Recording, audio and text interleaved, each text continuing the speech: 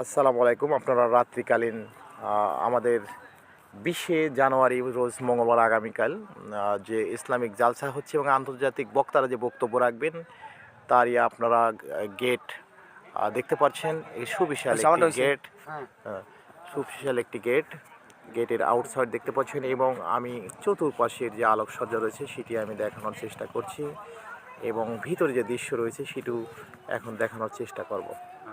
এখনও ফাইনালি কাজ শেষ হয় নাই। দিন রাত 24 ঘন্টা তারা কাজ করছে। কাজের সাথে এটি গেটে আমরা ভিতরে ঢুকছি দেখতে পাচ্ছেন এবং অপর দিকে কিন্তু রয়েছে মহিলাদের বসার স্থান। আমরা যে মূল প্যান্ডেলটি আপনাদের দেখানোর চেষ্টা করছি, অনেক ব্যয়বহুল একটি প্যান্ডেল বানানো হয়েছে যেহেতু আন্তর্জাতিক পর্যায়ের বক্তারা বক্তব্য রাখবে সেই জন্য কিন্তু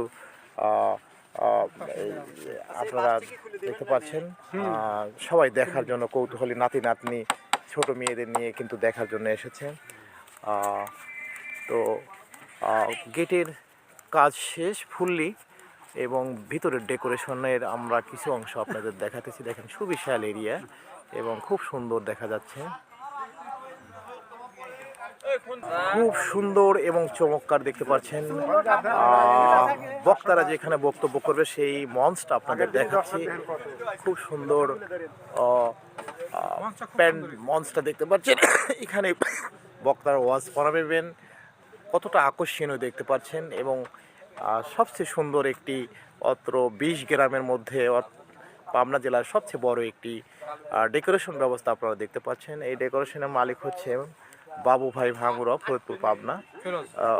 ফিরোজ না, ফিরোজ ডেকোরেটর, ভাঙ্গুরা বাজার, পাবনা। এখনো কিন্তু এই মনোগ্রামটা কিন্তু লাগানো হবে দেখতে পাচ্ছেন। ও নাই, এই মনোগ্রামটা লাগানো হবে।